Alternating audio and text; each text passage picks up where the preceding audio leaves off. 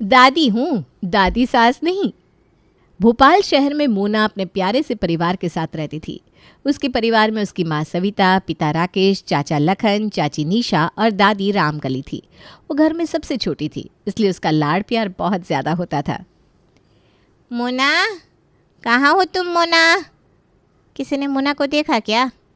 नहीं, मैंने तो नहीं देखा। कहीं घर छोड़कर भाग तो नहीं गई? अजी चुप रहिए आप। मोना जैसे आलसी भागेगी क्या? भागने के लिए भी तो मेहनत करनी पड़ती है। निशा, क्या मोना तुम्हारे कमरे में है? नहीं दीदी, मेरे कमरे में तो नहीं है। उसके कमरे में देख लीजिए, कहीं सो तो नहीं रही। अभी सुबह का सिर्फ 11 बजा है ना। इतने बजे तक तो वो सोती ही है। अरे हाँ हाँ, मुझे पता है, लेकिन कमरे में नहीं है तभी तो ढूंढ रही हूँ मैं। आज सूरज किधर से निकला जो इतनी जल्दी उठ गई और उठ के गायब भी हो गई? कहीं मॉर्निंग वॉक पर तो नहीं गई? तुम्हें लगता है वो पत्थर की मूरत मॉर्निंग वॉक पे जाएगी? क्या तुम लोगों ने शोर मचाया हुआ है? मोना मोना मोना, अरे वो नहा रही है। नहा रही है? मुझे तो अपने कानों पर यकीन नहीं हो रहा। मोना सुबह सुबह नहा रही है? हाँ, मैंने ही उसको कुछ दिन पहले समझाया था। अब तेरी शादी का समय आ रहा है बेटा, अब तुझे अपनी आदतें बदलनी पड़ेगी। और मेरी प्यारी पोती ने मेरी बात मान ली। अब वो धीरे धीरे अपनी आदतों में बदलाव ला रही है। तुम लोग उसका मजाक मत बनाओ। तभी मोना नहाकर गाना गुनगुनाती हुई बाथरूम से बाहर निकली। हम तो भाई जैसे हैं वैसे रहेंगे, अब कोई खुश हो या खफा, हम नहीं बदलेंगे अपनी अदा। अरे वाह मेरी प्यारी बच्ची, तू तो नहा धोकर तैयार भी हो गई। और क्या मम्मी, आज स्पेशल दिन है, तैयार तो होना था। मुझे देखने लड़की वाले आ रहे हैं ना। क्या कहा? लड़के वाले देखने आ रहे हैं? क्या कहा? लड़की वाले देखने आ रहे हैं? हाँ, मैं तुम लोगों को बताना ही भूल गई। मैंने किसी से बात की थी तो वो आ रहे हैं आज। तुम लोग फटाफट नाश्ते की तैयारी कर लो। अरे माँ जी, आपने ये क्या किया? इतनी जल्दी इंतज़ाम कैसे होगा? मुंह चलाने के बजाय अगर हाथ पैर चलाएगी तो काम हो जाएगा। अब जैसे भी करना हो करना तो पड़ेगा। चलो फटाफट सब लोग अपने अपने काम में लग जाओ। सब ने मिलकर घर की सफाई शुरू की। लखन ने मेहमानों के लिए सोफ़ा साफ़ किया, सविता ने किचन संभाला और निशा ने नाश्ता बनाने में मदद की। थोड़ी ही देर में घर मेहमानों के स्वागत के लिए तैयार हो गया। नमन अपने माता पिता, बहन लवली, दादी वैशाली देवी के साथ मोना के घर पहुंचा। उनका गर्मजोशी से स्वागत किया गया। आइए आइए, बहुत खुशी हुई आप लोगों से मिलकर। आपकी बेटी की बहुत तारीफ सुनी है भाई। हाँ भाई, लगता है भोपाल में सब जगह बस आपकी मोना का ही नाम है। मेरी पोती है ही इतनी प्यारी। नाश्ता लाया गया और आगे की बातचीत शुरू हुई। तो मोना को क्या पसंद है? मुझे पढ़ना और गाने सुनना बहुत पसंद है। और घर के काम बेटा वो भी सीख रही हूँ। मोना और नमन, तुम लोग चाहो तो अकेले में बात कर लो। हाँ हाँ, जाओ बच्चों। नमन और मोना एक कमरे में चले गए और बातें करने लगे। तो आपको कौन सी किताबें पसंद है?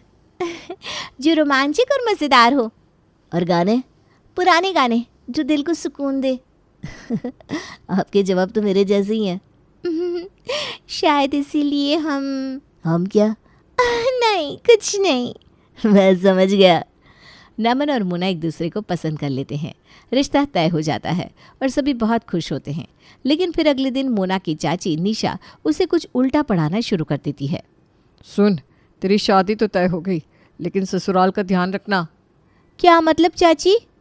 क्योंकि सासें तो वैसे ही सख्त होती है, लेकिन तेरी तो दादी सास भी है। दादी सास?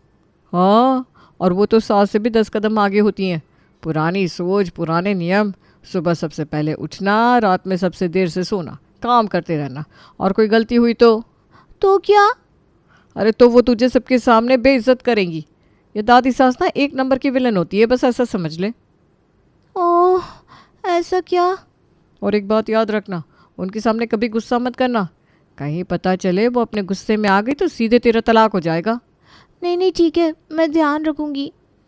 मोना अपनी चाची निशा की बातें सुनकर पूरी तरह से सहमी हुई थी। उसका मासूम मन डर और चिंता से भर गया। उसे लगा कि उसकी चाची की बातें सही होंगी और उसे अपने ससुराल में हर कदम फूंक फूंक कर रखना होगा। वो अपने कमरे में चुपचाप बैठी सोच रही थी, तभी उसकी माँ सविता वहाँ आई। क्या हुआ बेटा, इतनी चुपचाप क्यों बैठी हो, कुछ बताओ। कुछ नहीं माँ, बस ऐसे ही थोड़ा शादी का टेंशन है। अरे शादी का टेंशन क्यों, तेरा दूल्हा तो बड़ा प्यारा है, सब ठीक होगा बेटा। मोना ने बात टाल दी, लेकिन उसका दिल अभी भी तेजी से धड़क रहा था। तभी उसका फ़ोन बजा। उसकी सबसे करीबी दोस्त प्रिया का फ़ोन था। हेलो प्रिया। हेलो दुल्हनिया, कैसी चल रही है तैयारियाँ? सब ठीक है, बस थोड़ी घबराहट हो रही है। ओहो, ये कैसी दुल्हन है जो अभी से घबरा रही है? बोलो बोलो, क्या हुआ? अरे कुछ नहीं, बस चाची ने ससुराल की बातों से इतना डरा दिया कि अब लग रहा है कि वहाँ रहना मुश्किल हो जाएगा। चाची ने ऐसा क्या कहा? मोना ने चाची की सारी बातें विस्तार से प्रिया को बताई। ओह, ये तो सचमुच डरावना है। और सच कहूँ तो शायद तेरी चाची सही कह रही है। क्या तू भी ऐसा सोचती है? देख, पुराने ज़माने के लोग सच में थोड़े पुराने ख्यालों के होते हैं। जैसे तेरी अपनी दादी है, वो थोड़ी ठीक है, पर फिर भी तूने देखा है वो कभी कभी क्या बोलती है। वैसे ही कुछ लोग ना क्या? वैसे ही कुछ लोग ना बिल्कुल वैसे होते हैं जैसे पुरानी बॉलीवुड फिल्मों के विलन सास। ख्याल रखना, क्योंकि तुझे सब सहना पड़ेगा। प्रिया की बातें सुनकर मोना और सहम गई। उसने सोच लिया कि ससुराल में उसे हर कदम बहुत सावधानी से रखना होगा। इस बीच दोनों परिवार में शादी की तैयारियां जोरों पर थीं। वक्त तेजी से गुजरा और आखिरकार शादी का दिन आ गया। शादी धूमधाम से हो गई। मोना का स्वागत उसके ससुराल में बड़े ही प्यार और गर्मजोशी से किया गया। सबने मिलकर खूब मजाक और मस्ती की। भाभी, आपका स्वागत है, लेकिन ध्यान रखना इस घर में दादी की परमिशन के बिना कुछ मत करना। हाँ, और अगर भूल से भी उन्हें गुस्सा आ गया तो तुम तो गई काम से। अरे ये लोग मजाक कर रहे हैं, दादी तो सबसे प्यारी है। अरे इन्हें मज़ा लेने दो, नई बहू को थोड़ा डराना तो बनता है। आओ बहू, आराम से बैठो, थक गई होगी ना। शादी के अगले दिन सुबह 4 बजे मोना अपनी चाची और प्रिया की बातों को ध्यान में रखते हुए जल्दी उठ गई। उसने नहा धोकर पूजा की और रसोई में जाकर नाश्ता बनाना शुरू किया। उसके चम्मच और बर्तन की आवाज़ से वैशाली देवी की नींद खुल गई। कौन है रसोई में इतनी सुबह? नई बहू होगी। इतनी सुबह? वैशाली देवी रसोई में आई और देखा कि मोना नाश्ता बना रही है। अरे बहू, ये क्या कर रही हो इतनी सुबह सुबह? दादी, मैंने नहा धोकर पूजा कर ली और सोचा नाश्ता बना लूँ। अरे ये सब इतनी सुबह करने की कोई ज़रूरत नहीं। हमारे यहाँ तो सब 7 बजे तक उठते हैं। तुम भी आराम से उठो और मस्ती करो, इतना क्यों घबरा रही हो? जी दादी, ठीक है। मुझे लगा आप जल्दी उठती होंगी तो आपको नाश्ता दे दूँ। नहीं नहीं, जाओ आराम करो बेटा। मोना ने हामी भरी और अपने कमरे में चली गई। जब सब उठ गए तो मोना फिर से रसोई में लग गई। इस बार उसने अपने सिर पर लंबा सा घूंघट ले रखा था। अरे बहू, ये क्या कर रही हो? इतना लंबा घूंघट क्यों ले रखा है, गिर जाओगी। दादी, पापा जी के सामने हूँ, मैंने सोचा घूंघट कर लूँ, कहीं उन्हें बुरा ना लगे। अरे ससुर को पिता समझो और मुझे दादी सास नहीं, बस दादी समझो, समझी? मैं दादी हूँ, दादी सास नहीं। मोना को राहत मिली और उसके चेहरे पर मुस्कान आ गई। उसने घूंघट हटा दिया। वैशाली देवी ने प्यार से उसके सिर पर हाथ फेरा और कहा कि वो जैसे है वैसी ही रहे। बहू, तुम्हें किसी से डरने की ज़रूरत नहीं। यहाँ सब तुम्हें प्यार करेंगे। बस खुश रहो और हमें भी खुश रखो। जी दादी। मोना को खुशी हो रही थी कि उसकी दादी सास उतनी सख्त नहीं है जितना उसने सोचा था, पर तभी उसे ख्याल आया कि मुझे फिर भी ध्यान तो रखना ही पड़ेगा कि कोई गलती ना हो। अगले दिन घर में मेहमान आए। ये मोना के ससुर के पुराने जानने वाले थे। मोना, जल्दी से चाय नाश्ते की तैयारी करो और ज़रा ध्यान से, मेहमान पहली बार आए हैं, सब कुछ परफेक्ट होना चाहिए। जी मम्मी जी, अभी लाती हूँ। मोना सिर हिलाती हुई रसोई की ओर दौड़ पड़ी। उसने जल्दी जल्दी चाय बनाई, प्लेट में स्नैक्स सजाए और ट्रे लेकर मेहमानों के पास पहुँच गई। लेकिन जैसे उसने ट्रे टेबल पर रखनी चाहिए उसका पैर एक बीच में रखी कुर्सी से टकरा गया। ट्रे हाथ से छूट गई और चाय नाश्ता ज़मीन पर बिखर गया। माफ़ कर दीजिए, बहुत बड़ी गलती हो गई मुझसे, मुझे समझ में नहीं आया। हे भगवान, ये मुझसे क्या हो गया? अरे बहू आराम से। कोई बात नहीं, हो जाता है कभी कभी। वो तुरंत झुककर सब उठाने लगी। उसकी आंखों में डर साफ दिख रहा था। उसे लग रहा था कि अब तो उसकी सास और दादी सास उस पर खूब चिल्लाएंगी। लेकिन तभी उसकी दादी सास वैशाली देवी ने आकर उसे कंधे से पकड़ा। अरे मोना, इतने घबरा क्यों रही हो बेटा? ये सब तो होता रहता है, गलती तो कुर्सी रखने वाले की है। हाँ, ये सब तो लवली की हरकत है। उसने ये कुर्सी बीच में रख छोड़ी है। मोना, तुम आराम से काम करो, इतना डरने की कोई ज़रूरत नहीं है। जी मम्मी जी। मोना को राहत मिली। उसने जल्दी से सब कुछ साफ किया और रसोई में लौट आई। लेकिन उसका दिल अभी भी ज़ोरों से धड़क रहा था। उसने दोबारा नाश्ता तैयार किया और मेहमानों के सामने रख दिया। फिर एक दिन वैशाली देवी ने उससे कहा, आज मुझे मूंग की दाल का हलवा खाने का मन है। मोना, बना लेगी बिटिया? जी दादी। पर मोना का चेहरा एकदम फीका पड़ गया क्योंकि उसे हलवा बनाना नहीं आता था। वो घबराते हुए अपनी सास चित्रा के पास गई। मम्मी जी, दादी सास ने मूंग की दाल का हलवा बनाने को कहा है, लेकिन मुझे नहीं आता। अब क्या करूं? दादी सास तो बहुत डांटेंगी ना मुझे। चित्रा ने उसे शांत करने की कोशिश की, लेकिन तभी वैशाली देवी पास से गुजरी और उसने मोना की बात सुन ली। अरे मोना, इतनी घबरा क्यों रही है? अगर हलवा बनाना नहीं आता तो मैं सिखा दूंगी। ये इतना भी मुश्किल काम नहीं। और मैंने तुझे पहले ही कहा था। क्या कहा था? मैं तेरी दादी हूँ, दादी सास नहीं। मुझे डरावना मत समझ, पगली कहीं की। मोना को वैशाली की बात सुनकर थोड़ी हंसी आ गई। पर हाँ, हलवे में घी कम डालेगी तो नाराज ज़रूर हो जाऊंगी। जी दादी सास, मतलब जी दादी। मोना बहुत खुश थी। उसने उसी शाम अपनी सहेली प्रिया को फ़ोन किया। अरे प्रिया, तो विश्वास नहीं करेगी, मेरी सास और दादी सास बहुत अच्छी हैं। वो लोग बिल्कुल वैसी नहीं निकली जैसे मैंने सोचा था। अरे वाह, फिर तो तुम मज़े में है। मैं तो डर गई थी, पर अच्छा है, सब ठीक है तो। लेकिन तभी उसकी चाची निशा का फ़ोन आया। क्या हाल है मोना? कैसी चल रही है शादीशुदा ज़िंदगी? मेरी सास और दादी सास दोनों बहुत अच्छी हैं। वो लोग बिल्कुल वैसी नहीं है जैसा आपने कहा था। अरे ये सब ना चाल है। पहले तुझे दोस्त बनाकर दिखाएंगी, फिर एक दिन अचानक से सब बदल जाएगा। संभल कर रहना बेटा, ये पुरानी सासों की चाल होती है। मोना का दिल फिर से डर से भर गया। तभी लवली ने मोना को अपने कमरे में बुलाया। मुझे पार्टी में जाना है भाभी, ज़रा ये हार पहनाने में मदद कर देंगी? मोना ने हार पहनाने की कोशिश की, लेकिन उसका हुक टूटा हुआ था। हार ज़मीन पर गिर गया। आपसे तो कोई काम ठीक से नहीं होता। ये मेरा फेवरेट हार था। मम्मी, दादी देखो ना, भाभी ने मेरा हार तोड़ दिया। मोना की सहन शक्ति जवाब दे रही थी, लेकिन उसे चाची की बात याद आई कि ससुराल में किसी से बहस नहीं करनी चाहिए। हुक टूटा हुआ था, मैंने तो बस पहनाने की कोशिश की। झूठ मत बोलो, आपने ही इसे खराब किया है। लवली बस करो, हार पहले से ही टूटा हुआ था। मोना का इसमें कोई दोष नहीं है। माँ, आप हमेशा इनकी तरफदारी करती हैं। यही वजह है कि ये लोग अपनी गलती मानते ही नहीं है। मोना चुपचाप सिर झुकाए खड़ी थी। उसके चेहरे पर डर और बेबसी साफ झलक रही थी।